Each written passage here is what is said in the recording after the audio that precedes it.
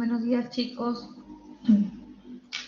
Y haciendo la 1 y 10 vamos a empezar la presentación o la clase magistral sobre infecciones en obstetricia. ¿Me escuchan? Buenas tardes, doctora. Sí, se lo escucha. Ya, gracias. Vamos a empezar con infecciones urinarias en gestantes, o hito y gestación. En esta diapositiva, que es de introducción, vamos a ver que las infecciones del tracto urinario es la complicación médica más frecuente durante la gestación. Esta puede repercutir tanto en la salud de la madre como en la salud del feto, ya que si esta no es tratada a tiempo puede ser motivo de sepsis y muerte fetal súbita, ¿no? Va a representar el 5 a 10% de todos los embarazos. Pueden ser sintomáticos o asintomáticos. Asintomáticos es el 2 al 7% y sintomáticos tenemos en las formas de cistitis y pielonefritis, entre 1 a 2%.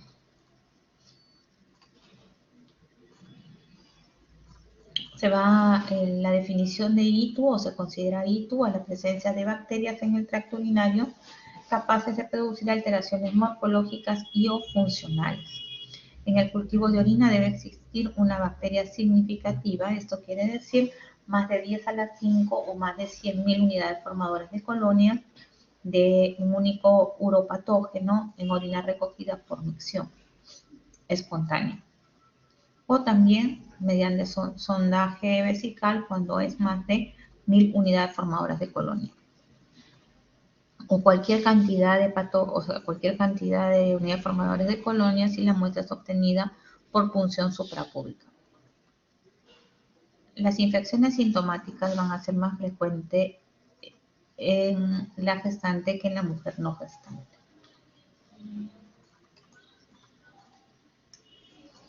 Acá vamos a mencionar algunos conceptos de infección urinaria o relacionados a la infección urinaria y gestación. Tenemos la bacteriuria asintomática, como su nombre lo dice, es la presencia de bacteriuria, es decir, bacterias en orina, significativo en una mujer sin síntomas de infección en el tracto urinario. La cistitis es la presencia de síntomas de la parte baja de las vías urinarias con bacterias significativas en un urocultivo.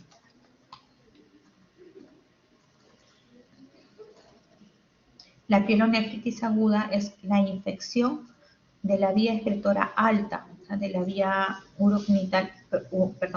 de la vía urinaria alta, del parénquima renal de uno o de ambos riñones de la pelvis renal, que se va a acompañar de fiebre, dolor en flanco, puño, percusión lumbar, escalofríos, malestar general, náuseas y vómitos. Principalmente hablamos dentro de los diagnósticos diferenciales para complementar de pielonefritis. Toda paciente que llega con síntomas urinarios, con fiebre, un examen de orina positivo y una leucocitosis probablemente con desviación izquierda. La pielonefritis suele presentarse en el último trimestre de la gestación y por lo general es secundario a una bacteriuria asintomática no diagnosticada y por tanto no tratada en su momento.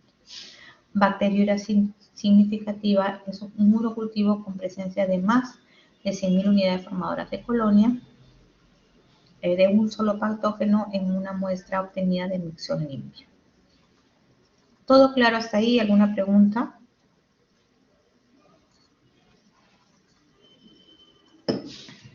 Continuamos.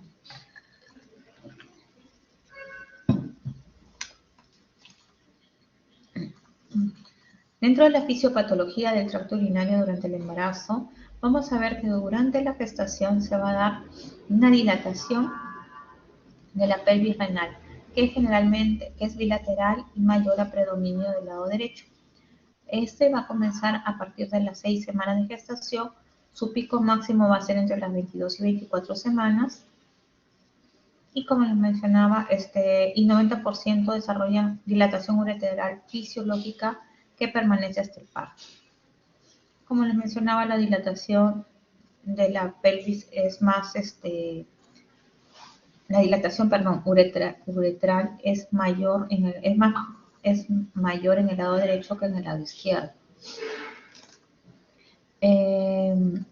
Va a haber un aumento del residuo vesical y esto va a producirse por un descenso en el tono vesical y uretral.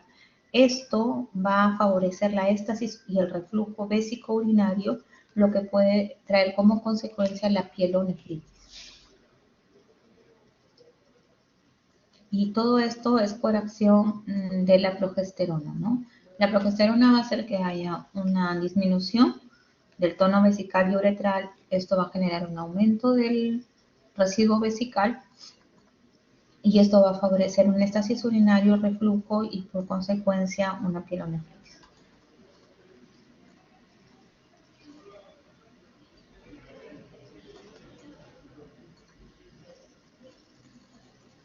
Mencionábamos justamente el cuerpo lúteo y la progesterona. Entendamos que, como ya lo han debido ver en embriología, el cuerpo lúteo es el que mantiene la gestación durante las 8 primeras semanas o 9 primeras semanas de gestación, el cual se va a mantener debido a la acción de la progesterona.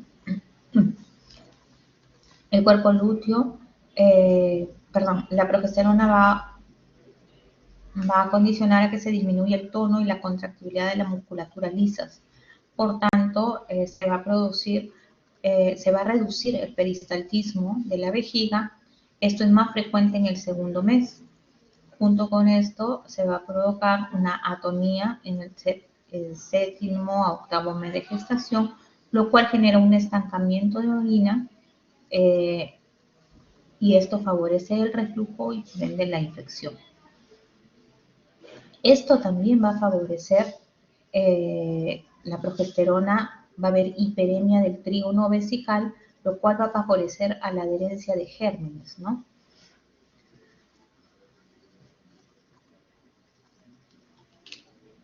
Otros factores vamos a tener son la longitud renal de 1 centímetro, va a haber también un aumento de volumen circulante vesical y esto va a incrementar también el filtrado glomerular, va a haber una alcalinización del pH de la orina, va a haber un aumento en la producción de azúcares, va a haber también una disminución de la capacidad de reabsorción tubular de la glucosa a causa de la glucosuria.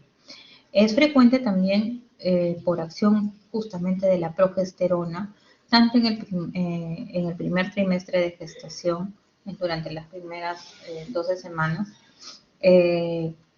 que se presente nicturia en las pacientes, ¿no?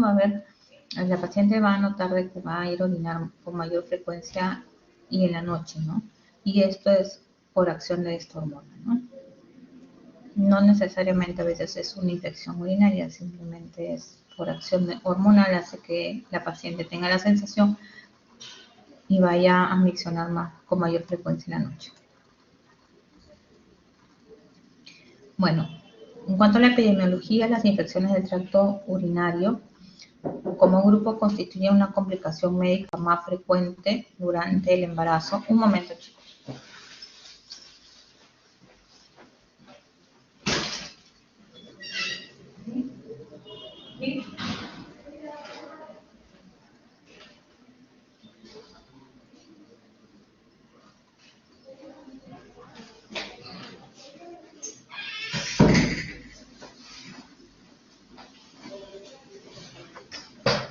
Disculpen. Les decía que las infecciones del tracto urinario como grupo constituyen una complicación médica más frecuente del embarazo, siendo aproximadamente el 5 a 10%, como lo mencionábamos anteriormente. Un 20-40% de las bacteriuras asintomáticas no tratadas van a evolucionar a pielonefritis aguda durante la gestación. Generalmente esto sucede con tratamiento, pero algunas pueden complicarse, ¿no? Hasta el 50% de mujeres con clínica de cistitis resultan con urocultivo negativo y estos casos se denominan un síndrome uretral agudo o una cistitis abacteriana y está asociado generalmente a una infección por clamidia. Hasta un 70% de las pielonefritis agudas durante la gestación son precedidas por bacteriuras asintomáticas Y una correcta erradicación de la bacteria durante la gestación va a reducir en un 80% la evolución a una pielonefritis.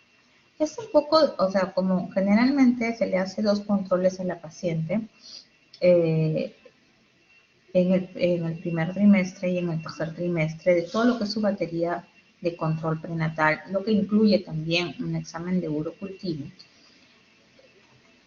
Y como no presenta síntomas, o sea, si hay síntomas son indirectos, pero no presentan síntomas comunes como la disuria, ya tiene que ser algo muy grave, muy severo como para que presente ya fiebre, dolor lumbar, ¿no?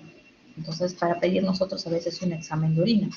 Entonces, o urocultivo, perdón. Entonces, estas pacientes a veces pasan desapercibidas y es por eso que se menciona que estas bacterias asintomáticas ya a veces nos llegan a la emergencia ya como una pielonefritis, ¿no? Mencionar también que aproximadamente el 33% de las pacientes con bacteriuria asintomática tratadas correctamente tendrán una recurrencia durante el embarazo. De igual manera sucede en las pacientes con cistitis y 25% en las pacientes con pielonefritis. Mujeres con urocultivo negativo en el primer control, solo 1 a 1.5% adquirirá bacteriuria asintomática más adelante, por lo que no se recomienda urocultivo de control posterior si tuvo un urocultivo inicial negativo. Es por eso que en todos los protocolos de control prenatal, en la primera batería se le pide el urocultivo y en la segunda batería ya no se le pide eso si es que salió negativo, sino un examen simple de orina.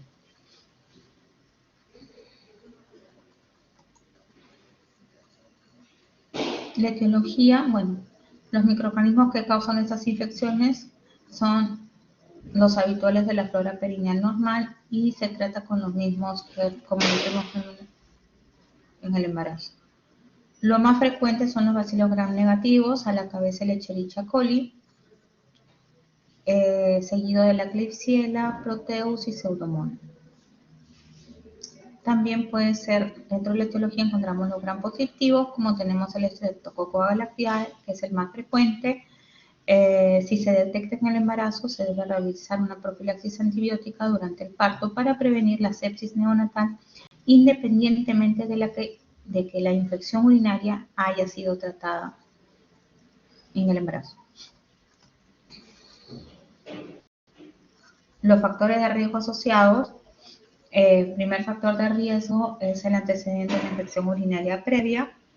Durante la gestación, el estado socioeconómico bajo, hemoglobina drepanocítica, diabetes mellitus, diabetes gestacional, vejiga neurogénica, cálculos renales o uretrales, multiparidad e inmunodeficiencia. Las formas clínicas van a ser desde el punto de vista clínico, pueden ser infecciones sintomáticas o asintomáticas como lo habíamos visto. Las asintomáticas, bacteriuria asintomática y la sintomática, cistitis o pielonefritis. La vía de contaminación en las infecciones urinarias es la vía ascendente, por lo cual es más frecuente la infección a nivel de vejiga que a nivel de riñón. La vía de entrada puede ser ascendente, hemática, linfática o por continuidad. La bacteriuria asintomática vamos a empezar tratando un poquito lo que es cada uno. Empezamos con la bacteriuria asintomática, que va a ser la presencia de bacterias en orina, ausencia de signos clínicos, urocultivo mayor de 10 a 5 o de 100.000 unidades formadoras de colonia por campo y una incidencia que va a ser del 2 al 7%. La bacteriuria asintomática se va a detectar en las primeras semanas de gestación. 20-40% no tratadas evolucionan a pielonefritis. En el primer control, como le mencionaba, se debe realizar un urocultivo y 70% de las pielonefritis, vamos a ver que van a ser precedidas de una bacteriuria asintomática. La correcta erradicación de esta bacteriuria asintomática durante la gestación va a reducir en un 80% la evolución a una pielonefritis. Criterios diagnósticos, ya habíamos mencionado, urocultivo que se debe realizar entre las 12 y 16 semanas de gestación. Si el urocultivo es positivo, más de 100.000 unidades formadas por lo menos un germen uropatógeno. Si no hay signos clínicos de infección urinaria, pero sí leucocitaria, es decir, leucocitos en orina. Los gérmenes más frecuentes, las enterobacterias en un 90% de los casos a predominio del E. coli. La recomendación es importante saber cuál es la flora más frecuente en las patologías que vamos a ir viendo durante la clase, porque en función a eso va a ir dirigido nuestro tratamiento o nuestro manejo antibiótico. Y a eso va a ir dirigido a veces cuando tenemos pacientes en los cuales tenemos que iniciarle de manera empírica el antibiótico, puesto que si estamos en zonas donde no hay urocultivo, qué sé yo, vamos a tener que dirigir el tratamiento hacia los gérmenes más frecuentes, ¿no? Recomendaciones para la toma, o recomendaciones, perdón, de la muestra. Si la muestra es de 10.000 a 100.000 unidades formadoras de colonia o cultivos polimicrobianos, repetir el cultivo con mucho cuidado. A presencia de una o más especies, normalmente esto nos indica que hay contaminación, sobre todo si encontramos disteroides o lactobacilos. No son válidos para el diagnóstico estudio microscópico de orina, actividad reactiva que cursan sin leucocitud. Hacer urocultivo para Streptococcus galactiae, su presencia en el embarazo, realizar profilaxis antibiótica integrado para evitar la enfermedad neonatal por este germen. La toma de muestra, cómo debe realizarse, lavado de manos y genitales externos con agua y jabón, micción de la primera hora de la mañana, no tocar los labios vulgares, despreciar la primera parte de la micción, es decir, recoger el segundo chorro en un recipiente estéril y enviar al laboratorio lo más pronto, ¿no? Se puede enviar dentro de las primeras 24 horas, mientras más pronto mejor. Bueno, estas son las figuras más o menos de cómo se debe tomar la muestra.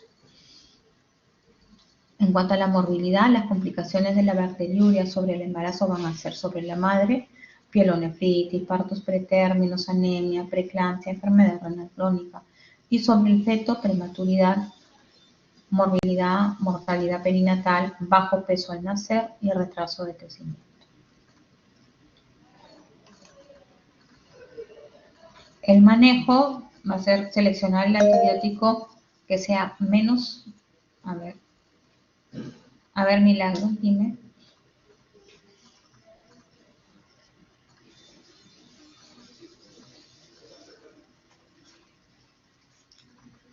Milagros, ¿tienes alguna pregunta?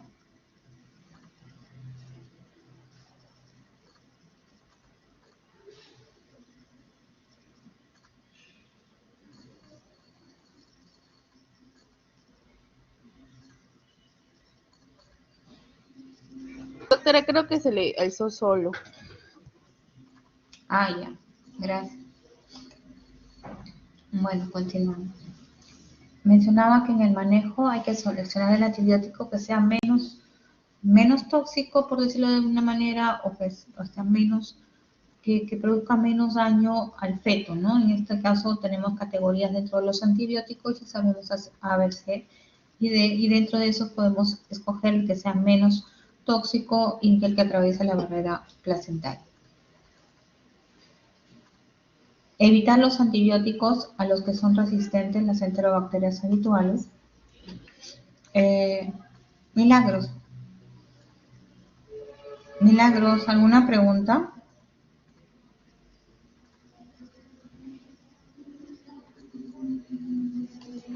Doctora, disculpe, mi compañera no baja la mano, sigue levantada desde hace rato. Ya. Bueno, en cuanto a la selección del antibiótico, tenemos que seleccionarlo en función a la tolerancia, a la resistencia a la antibiótica, a los costos, a la exposición previa, a la susceptibilidad y también a los riesgos a la paciente, ¿no? A la gestación. La duración debe ser 7 días. Generalmente los esquemas que son cortos son los esquemas que van a dar mayor recidiva, ¿no? Cuando se trata de infección de vías urinarias bajas, el tratamiento se realiza en forma ambulatoria. El tratamiento parenteral únicamente se da si la paciente presenta resistencia a la medicación oral, intolerancia. En casos de cepas especiales, por ejemplo, como las E. coli, pero la cepa BLE, generalmente se trata de manera hospitalizada a la paciente, puesto que el manejo es con antibióticos endovenosos del grupo de los carbapenenos, como el imipenem o el carbapenem, y tiene que estar hospitalizada la paciente. El manejo va a depender de la complejidad. Los casos de las bacteriurias asintomáticas se tratan generalmente de manera ambulatoria. Va a depender del resultado del urocultivo, del aislamiento del germen para iniciar el tratamiento. Por lo general es un tratamiento de 7 días. El medicamento que genera menos resistencia y que va muy bien es la nitrofurantoína, seguido de las cefalosporinas de primera generación, que puede ser por vía oral, amoxicilina con o sin asociación con ácido clavulánico. El trimestoprim sulfamethoxazona produce teratogenicidad, es decir, defectos a nivel del tubo neural, por lo cual no debe ser utilizado durante la gestación. La terapia antibiótica de 3 días ha demostrado en algunas pacientes, o sea, cuando hablamos de terapia a corto plazo efectiva es cuando hablamos de la terapia por vía endovenosa, ¿no? Pero en las gestantes, la terapia que se indica por lo general es la terapia de 7 días por vía oral. Se debe realizar un urocultivo de control 1 o 2 semanas después de terminado el tratamiento, y las pacientes que presentan episodios recurrentes de bacteriuria significativa deben recibir una dosis continua de antibióticos con nitrofurantoína 100 miligramos antes de acostarse hasta el fin del embarazo o hasta terminar las 36 semanas.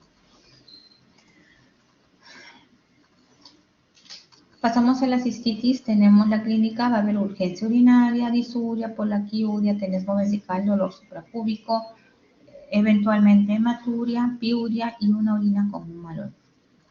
La cistitis en el embarazo se considera una ITU primaria, pues no se desarrolla a partir de una bacteria asintomática. Se observa hasta en 1.5% de los embarazos y su incidencia no disminuye aunque se trate así como las bacterias asintomáticas. El diagnóstico principalmente va a ser por las manifestaciones clínicas y debe incluir un urocultivo positivo.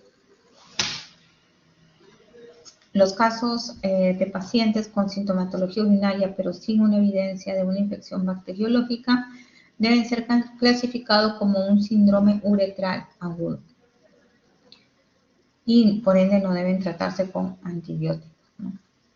Los exámenes auxiliares, el de rutina y el urocultivo, que es el método estándar para el diagnóstico de infección de tracto urinario, ¿no? Volvemos a repetir los valores entre 10.000 y 100.000. Unidades formadoras de colonia o cultivos multimicrobianos deben repetirse la prueba.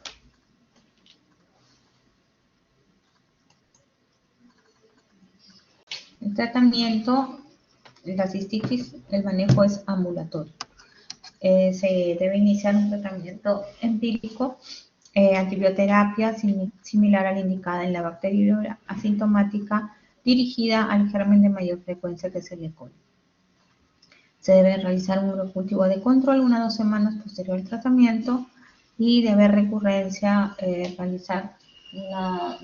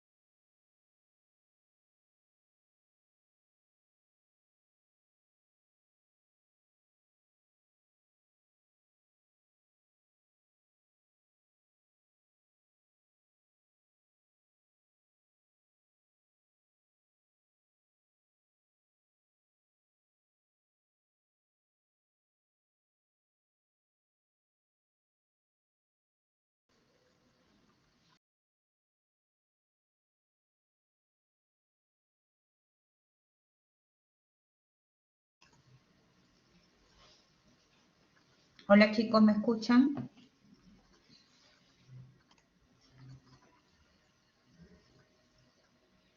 Buenas tardes, se fue la señal. ¿Podemos continuar con la clase? Sí, doctora, sí se le escucha. Muchas gracias. Bueno, empezamos hablando del tratamiento. Habíamos terminado de mencionar el tratamiento para la cistitis, similar que para la bacteriuria asintomática. La pielonefritis, digamos que es un grado de enfermedad mucho más severo de infección. Generalmente, como ya lo estamos repitiendo, precedida de una bacteriuria asintomática no tratada. En su momento, va a ser una infección bacteriana del parénquima y del mesénquima del riñón, pelvis y resto del sistema excretor, uréteres, vejiga y uretra. La pielonefritis, la incidencia va a ser de 1 o 2%, la tasa de recurrencia es del 18% en el mismo embarazo. El factor predisponente es la bacteriuria asintomática, como ya le habíamos mencionado. Las frecuencias y causa de la frecuencia se va a encontrar aumentada en gestantes debido a factores inmunológicos, hormonales y locales. ¿No? Inmunológicos va a ser por inhibición del cuarto factor del complemento por el ion amonio, por la disminución de la inmunoglobulina A y la inmunoglobulina M. Hormonales, aumento de la circulación, como ya habíamos mencionado, de la progesterona de la placenta. Esto produce relajación del músculo liso, acodaduras, éstasis, y por tanto esto es más frecuente en el lado derecho. Veíamos las acodaduras de los uréteres, pielectasias, ureteroectasias y un aumento del reflujo vesicorectal que se va a demostrar por una cistografía retrógrada, ¿no? Dentro de los factores hormonales, generalmente es la progesterona y mayor en el primer trimestre de la gestación. Los gérmenes más frecuentes, hemos visto los gérmenes gram negativos. Tenemos también los gram positivos, los más frecuentes son los gram negativos. Tenemos el E. coli a la cabeza, que es el 70% de los casos. Generalmente la infección es precedida por proceden del tracto intestinal, seguido del Proteus mirabilis, Enterobacter, Pseudomonas y Citrobacter. Los positivos tenemos Streptococcus B, hemolíticos y estafilococo dorado, ¿no? Y tenemos gérmenes que son habituales de la uretra y que se arrastran por la orina en el chorro vesical, como es el Corynebacterium y el Estafilococo aureus.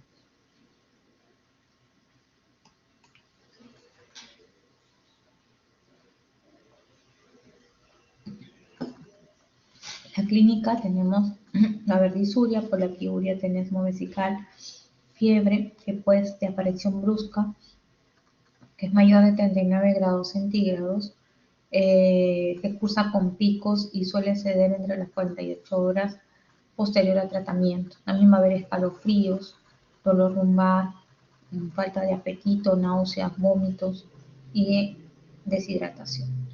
La exploración física, vamos a encontrar un puño de percusión lumbar positivo, dolor a la presión de ambas fosas ilíacas, y tacto vaginal por posible amenaza de parto prematuro concomitante. Por lo general se hace el tacto vaginal en las pacientes, siempre descartando que en qué pacientes es contraindicado, ¿no? Por ejemplo, en las pacientes que tienen placenta previa, ¿no? Y siempre se debe realizar por ende primero una especuloscopía en cualquier paciente que llegara con un sangrado, ¿no? Por vía vaginal. El diagnóstico, urocultivo positivo, en el sedimento de orina va a haber piuria, cilindros, hematuria, proteinuria y gérmenes, un hemograma patológico con deviación izquierda, un hemocultivo si es que hubiera fiebre persistente o sospecha de sepsis, una radiografía de tórax si hubiera disnea o taquipnea, porque ya nos estaría hablando de que esta paciente estaría haciendo síntomas de sepsis. Mortalidad en la madre, shock séptico y muerte, insuficiencia renal crónica, anemia, preeclampsia, eclampsia En el feto, bajo peso al nacer, infección pretérmino, aumento de la mortalidad perinatal. Y en los anexos ovulares puede generar corionitis o ruptura prematura de membrana. El tratamiento, en este caso, la pielonefritis sí se maneja hospitalizado, puesto que el paciente requiere tratamiento endovenoso, ¿no? Se debe hacer una exploración obstétrica, tacto vaginal, monitoreo de latidos cardíacos fetales, se debe evaluar la presencia o no de contracciones uterinas. Cualquier proceso infeccioso puede o va a ocasionar como consecuencia una irritabilidad del útero que se puede llevar a unas contracciones uterinas, lo cual puede avanzar a un trabajo de parto, que si el bebé es prematuro no es lo más adecuado, por eso que también tiene que estar hospitalizado. También es importante para evaluar el estado general de la paciente y de sus funciones vitales. Se debe solicitar durante su hospitalización una ecografía, un hemograma, hemoglobina, pruebas de función renal, exámenes de urocultivo, de orina, ¿no? Se debe realizar la hidratación también parenteral, puesto que estas pacientes por la fiebre y por todo se van a deshidratar, ¿no?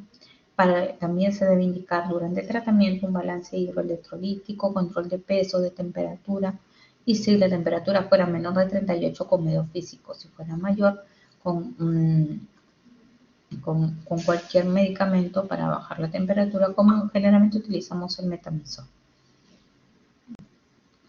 El tratamiento empírico lo podemos iniciar, se toma la muestra. Lo ideal cuando lo hospitalizamos es tomamos la muestra del urocultivo previo al inicio del antibiótico, si la paciente tiene síntomas, e iniciamos con una dosis de 10 a 14 días, que puede ser con ceftriaxona de primera elección, de 1 a 2 gramos endovenoso cada 24 horas, en su defecto cefazolina, 1 gramo cada 6 horas, amikacina o cefazolina.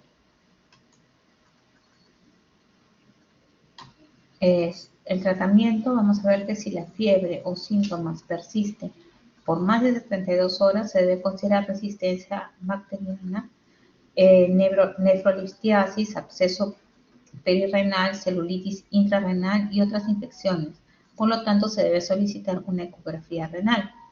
Si la paciente permanece afebril por 48 horas con antibiótico endovenoso, se puede valorar la posibilidad de continuar con vía oral. Se debe realizar, como en todos los casos, un urocultivo de control 1 a 2 semanas después de terminado el tratamiento.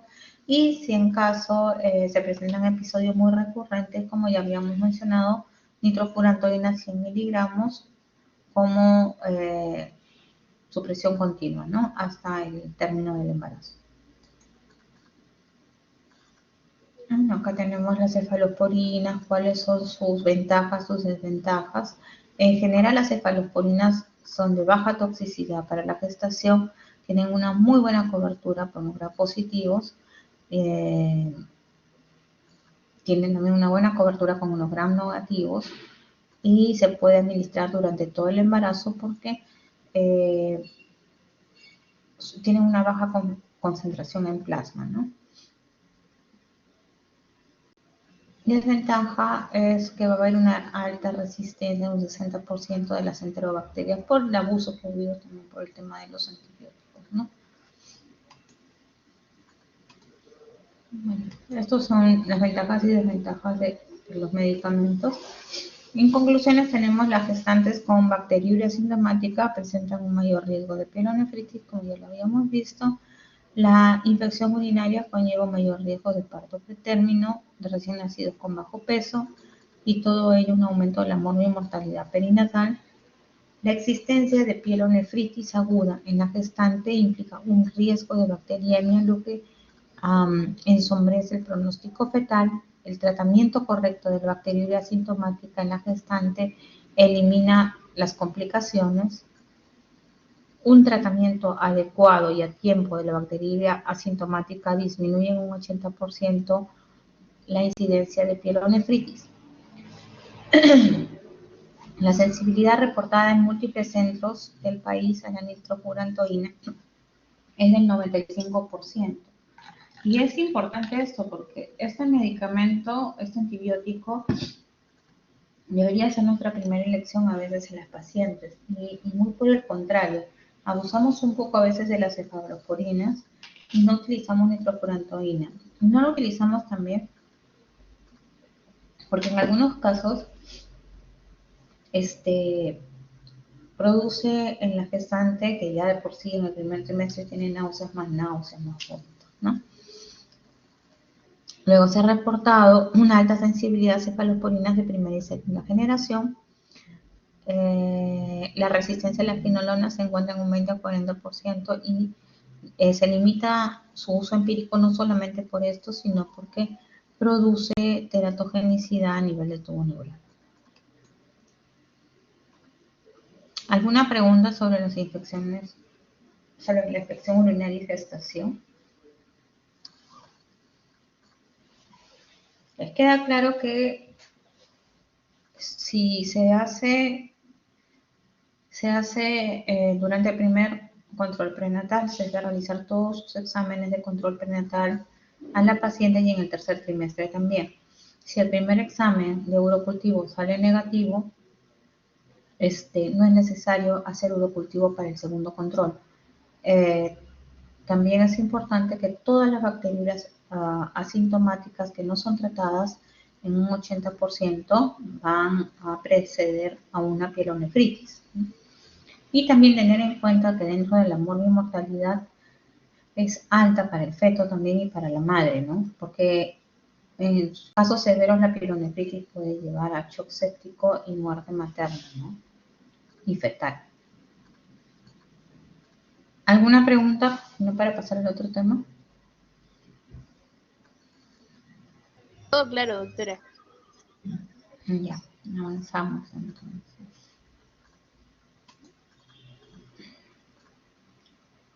Vamos a continuar con sepsis y shock séptico. La sepsis es un evento que no es poco frecuente en los países desarrollados. Su incidencia es más o menos del 0.1 a 0.3. En el periodo puerperal es el de mayor riesgo. Aún así, la sepsis explica alrededor de un tercio de las muertes maternas y hasta un 15% de los ingresos obstétricos a una unidad de cuidados intensivos. En nuestro país es importante este concepto y esta incidencia, puesto que en países como el nuestro, subdesarrollados, encontramos casos de sepsis frecuentes, no solamente por hito, ¿no? A veces de grados insuficientes, a veces a veces ha habido partos o cesáreas, como hemos tenido nosotros. La paciente estuvo en UCI, una paciente posoperada, 16 días de cesárea en otra entidad y llega al hospital con fiebre y sangrado, con anemia, tenía 5 de hemoglobina. Y cuando entramos a ver, pues había una cantidad increíble de riesgos, un útero atónito, tenía mucha flacidez y y no paraba de sangrar, ¿no? Era un caño, tuvimos que empezar a hacer una histerectomía, puesto que la presión arterial durante el procedimiento bajó hasta 6.3. Entonces, es importante y esto se debió, encontraron pues muchos restos dentro de la cavidad, había como aproximadamente 43 milímetros, son como 4 centímetros de resto y eso ya es bastante en una puerpera de 16 días, ¿no? No se dieron cuenta a pesar de que el útero no estaba involucionado, a pesar de todo lo que presentaba la paciente, ¿no?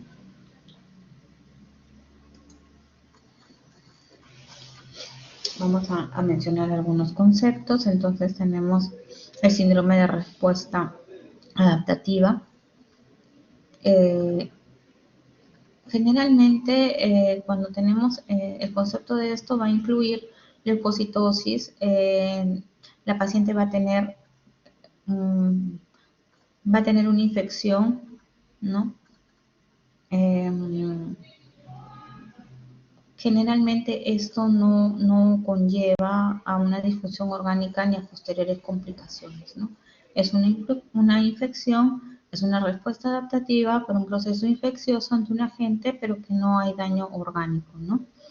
En cuanto a la sepsis, vamos a ver que sí, va a haber una disfunción orgánica que es potencialmente letal, que presenta una paciente con infección. Esto se va a deber a un desequilibrio entre agentes pro y antiinflamatorios, lo que va a implicar la destrucción de los tejidos. La mortalidad en casos de sepsis es del 10 al 40%. El shock séptico es una situación grave en la que las alteraciones celulares metabólicas como acidosis, hiperlactemia y de perfusión no se corrigen con la reposición hídrica, requiriendo la administración de agentes vasopresores. La mortalidad en un paciente en shock séptico puede superar el 40%. La etiología: 50% de las infecciones en gestantes y puérperas que evolucionan a sepsis son de origen genital. Como mencionaba el caso de esa paciente, ¿no? Una endometritis, ¿no? Esa paciente que llega posoperada de cesárea con un endometrio grueso, muy grueso, y era por protección de restos. Coriamnionitis, infección de herida operatoria, aborto séptico, y del tracto urinario hasta un tercio y el tracto respiratorio hasta un tercio, ¿no? De las causas de shock séptico. El origen más frecuente es polimicrobiano, el germen más frecuente es el E. coli, también el estreptococo beta hemolítico del grupo A, que van a constituir hasta el 40% de las infecciones que evolucionan a sepsis, shock y muerte en la paciente. Tenemos el síndrome de respuesta inflamatoria sistémica. Se diagnostica ante la presencia de dos o más de los siguientes criterios. 1. Temperatura mayor de 38 o menor de 35 grados centígrados, medida en 2 ocasiones separadas de 4 horas. Frecuencia cardíaca mayor de 100 latidos por minuto y 90 latidos por minuto en el puerperio en 2 ocasiones separadas de 4 horas. Frecuencia respiratoria mayor de 20, al igual, medidas en 2 ocasiones separadas de 4 horas. Leucocitosis mayor de 17.000 o menor de 4.000 y o más de 10% de formas inmaduras avanzadas, medidas en 2 ocasiones.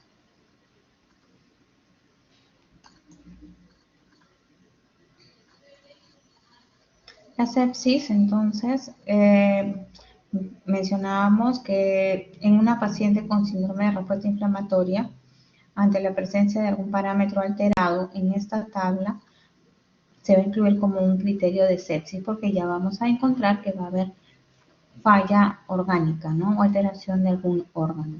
Tenemos acá la presión arterial media, menos de 90, la frecuencia cardíaca mayor de 120, respiratoria mayor de 24, saturación de oxígeno menor de 95, oliguria, ¿no? Que ya nos está hablando de un problema de perfusión, y confusión, agitación y no respuesta a estímulos.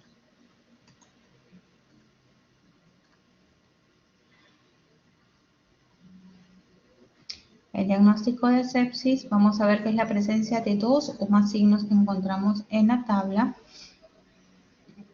que son diagnósticos de disfunción orgánica, ¿no?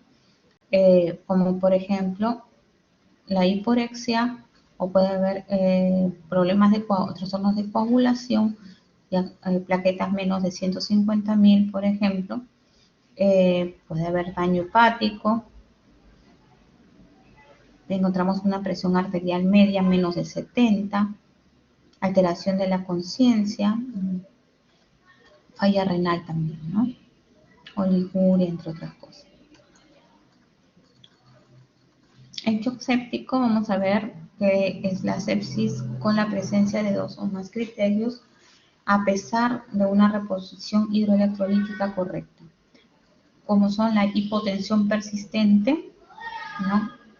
Que va a requerir del tratamiento con vasopresores para mantener una presión arterial media mayor o igual a 65 milímetros de mercurio, un lactato mayor de 2 milimoles por litro o mayor de 20.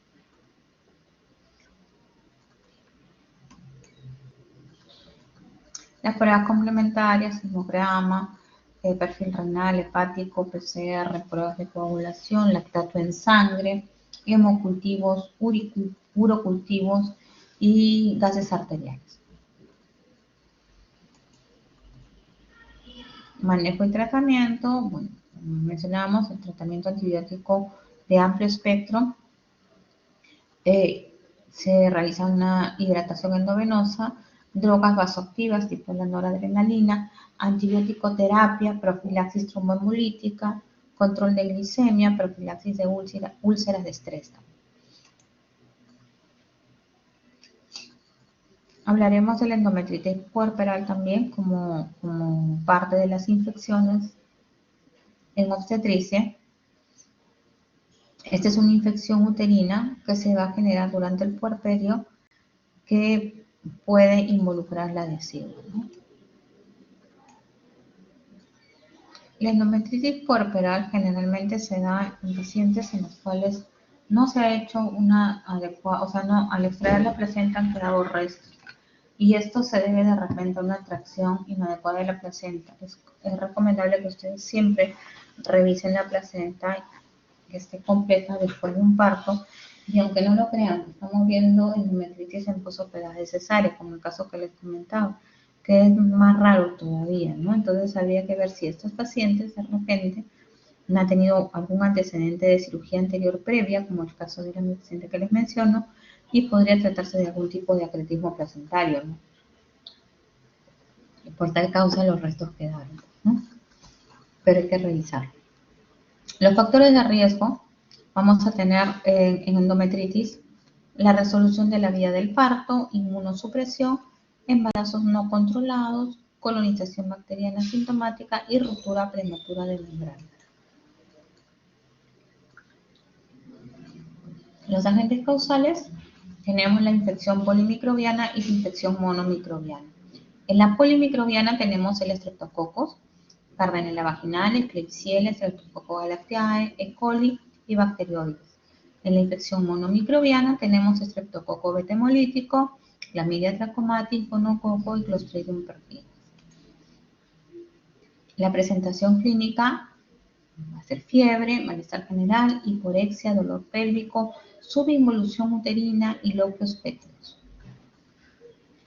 Los paraclínicos tenemos hematología, hemograma completo, proteína C reactiva, exámenes en sangre, pruebas de coagulación, cultivo puede realizarse de los loquios y de secreción cervical y una ecografía que nos va a avisar, como les mencionaba, ¿no? Una ecografía pélvico-transvaginal que no, de acuerdo a la involución del útero, que nos va a indicar la presencia de restos, ¿no? Un endometrio engrosado. Generalmente es un útero que ya de repente, por el tema de los días que han pasado de su parto, ya debería estar involucionado, digamos, a 3-4 centímetros del ombligo y sin embargo lo vemos a veces hasta por encima del ombligo. Evaluamos la parte vaginal de la paciente y encontramos con el mal olor de los loquios, ¿no? Es evidente, entonces ya nos está hablando de una endometritis. El manejo y tratamiento es intrahospitalario por vía endovenosa, hidratar a la paciente, antipiréticos analgésicos, limpieza quirúrgica de la cavidad uterina.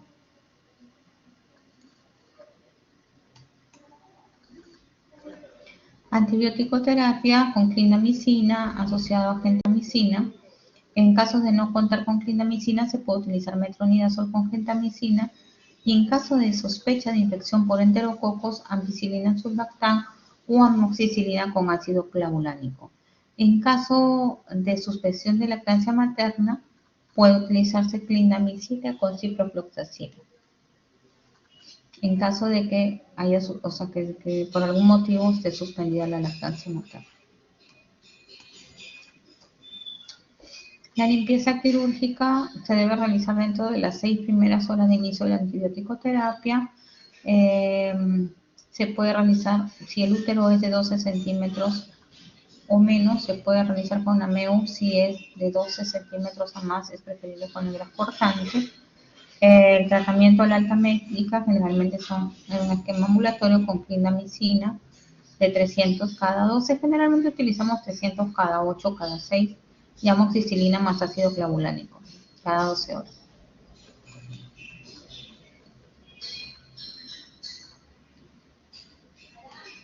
¿Alguna pregunta, chicos?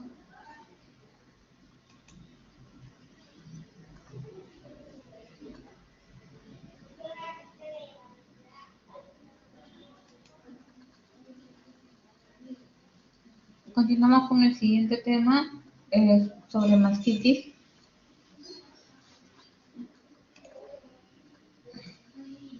En la inflamación de la glándula mamaria, sus sinónimos van a ser absceso subareolar, inflamación periductal o enfermedad de Suska. La epidemiología, esto va a surgir entre 1 a 3% de las mujeres en la etapa de la lactancia. Es más frecuente en la mujer que en el hombre y es más frecuente en la mujer que es su primer embarazo o su primera vez que da de lactar, ¿no? El agente más frecuente es el estreptococo beta hemolítico seguido del estafilococo y del micobacterio. La clasificación es mastitis aguda, periductal y mastitis granulomatosa. La mastitis aguda puerperal es causada por el bloqueo de los conductos galactófagos. La mayoría se produce durante la lactancia en el primer mes y se presenta una mama dolorosa, eritematosa, acompañada de fiebre y signos de flebosis. El cuadro clínico aparece 2 o 3 semanas después del parto, se presenta una mama dolorosa, acompañada de fiebre, calor, enrojecimiento del área afectada y hasta un 10% puede desarrollar abscesos. Vemos acá la foto, esta es una mastitis. El tratamiento, penicilinas y cefalosporinas, la extracción completa de la leche. La mastitis periductal o no puerperal se presenta en un 90% en pacientes fumadores. Afecta a mujeres en edad reproductiva y a mayores de 60 años. No está asociado a la lactancia y se produce en un trayecto fibroso debajo del músculo liso del pezón que se abre hacia la piel. Esto de acá los estoy poniendo como diagnóstico diferencial, ¿no? El cuadro clínico, una masa subareolar, eritematosa dolorosa, la mayoría de los casos, presencia de pezón invertido, enrojecimiento del área infectada. Vamos a ver acá la tumoración que les decía, la zona eritematosa. El tratamiento, extirpar el conducto afectado y el trayecto fistuloso y antibióticos contra el agente causal. La mastitis granulomatosa se va a observar en menos del 1% de las pacientes de las biopsias de mama. Se produce por infección micobacteriana u hongos, frecuente en inmunocomprometidos, ¿no?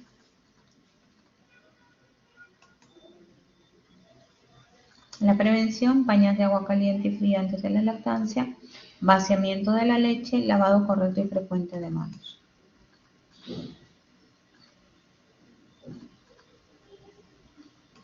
Pasamos al siguiente tema, que es infección de sitio operatorio, que es la presencia o secreción purulenta en el sitio de la incisión quirúrgica.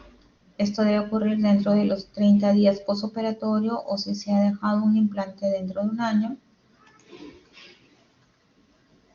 La ISO se puede clasificar en incisional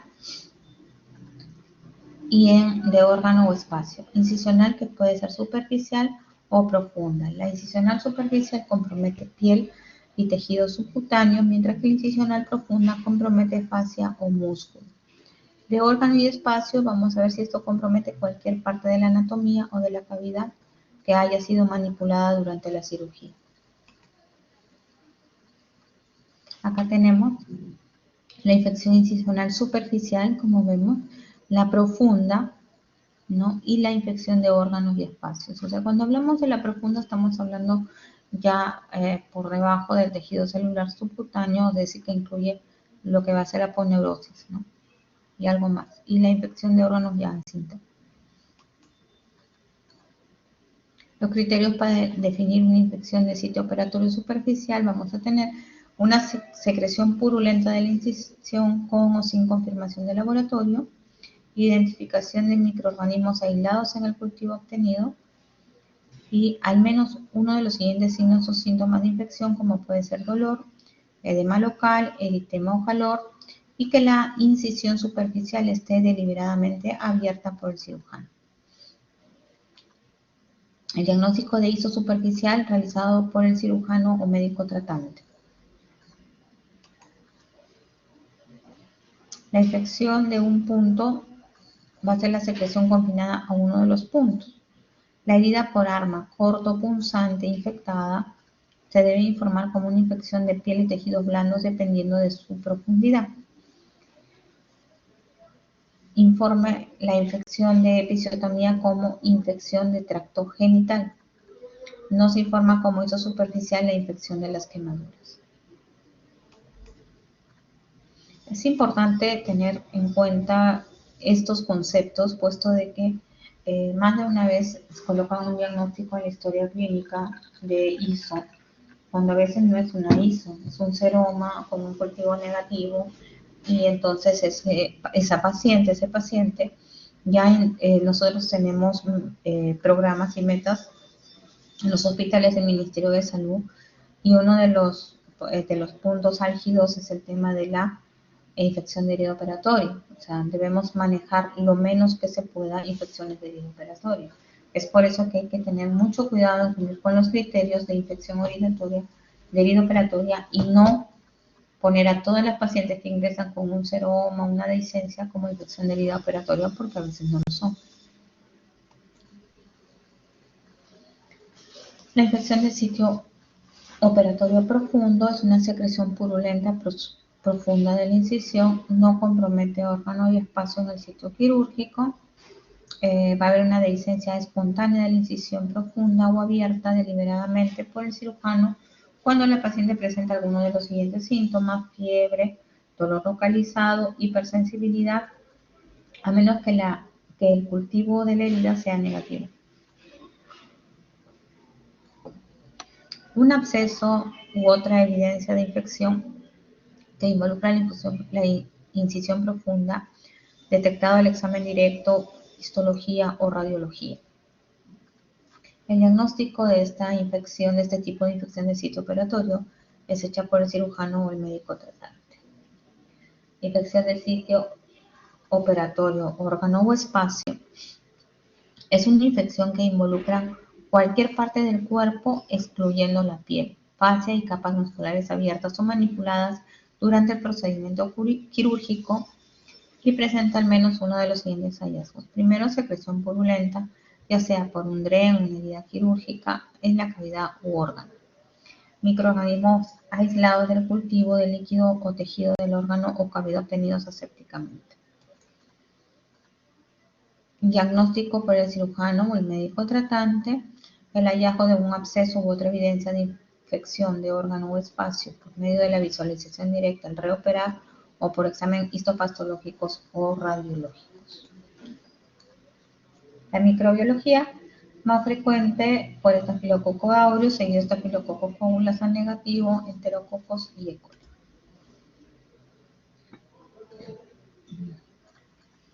La contaminación microbiana va a ocurrir siempre antes de la ISO, ¿no?, de la infección de sitio operatorio. El riesgo de la infección puede conceptualizarse de acuerdo con la siguiente relación, ¿no? Dosis de contaminación bacteriana por virulencia igual riesgo de infección de sitio operatorio. Cuantitativamente se ha demostrado que si un sitio quirúrgico se contamina con más de 105 microorganismos por grano de tejido, puede ser menor cuando hay material extraño en el sitio operatorio.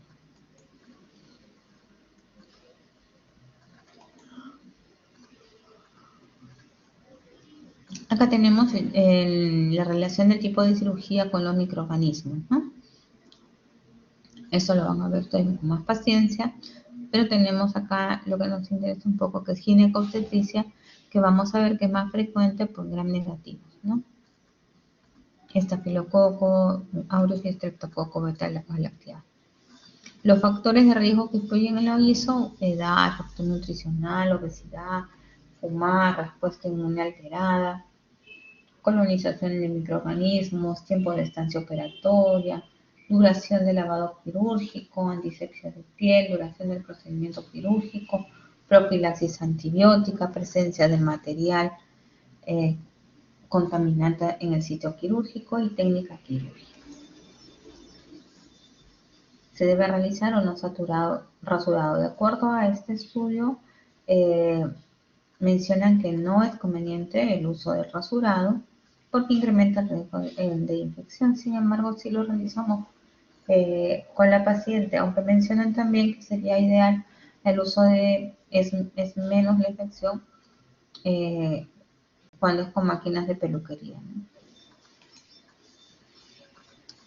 Los criterios de clasificación de las incisiones quirúrgicas según el riesgo de contaminación puede ser limpia, limpia contaminada, sucia.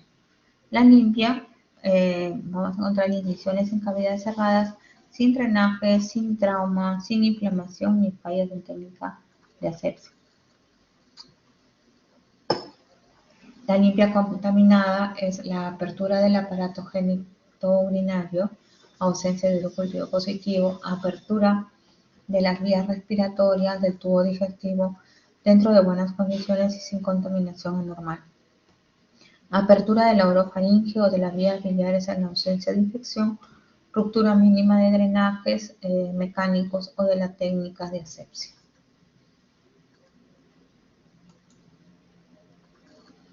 La contaminada es la apertura del biliar o genitourinario en presencia de bilis o de orina infectados. Contaminaciones importantes con el contenido del tubo digestivo, fallas grandes en técnicas de asepsia, intervenciones en presencia de inflamación aguda sin pus. Y la sucia es la presencia de tejidos desvitalizados o de inflamación bacteriana con pus o con contaminación fecal o de cuerpos extraños.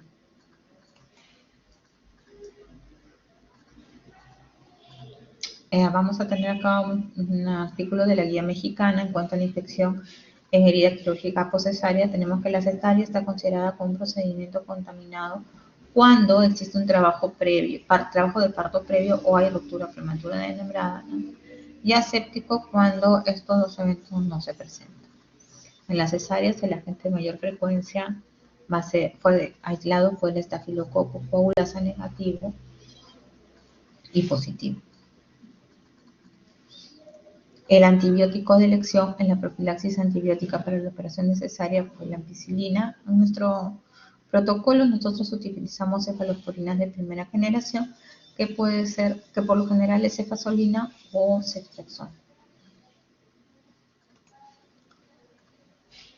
El tiempo de administración de la dosis del antibiótico previo profiláctico para la operación de cesárea debe ser entre 15 a 60 minutos previo a la incisión. Claro, mayormente nosotros la colocamos a veces en ese tiempo, ¿no? 15 a 30 minutos antes, ¿no? Eso sería todo. Gracias. ¿Alguna pregunta, chicos, para terminar con la exposición? ¿Alguna duda?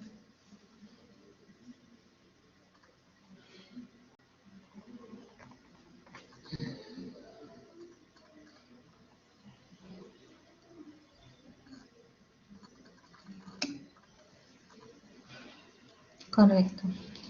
Ya, Ashley, entonces les pasé las diapositivas. Ashley le va a compartir seguramente con ustedes y ya estamos conversando. Que tengan un buen día. Hasta luego. Gracias, doctora. Ya le compartí las diapositivas. Ya, chicos, gracias a ustedes.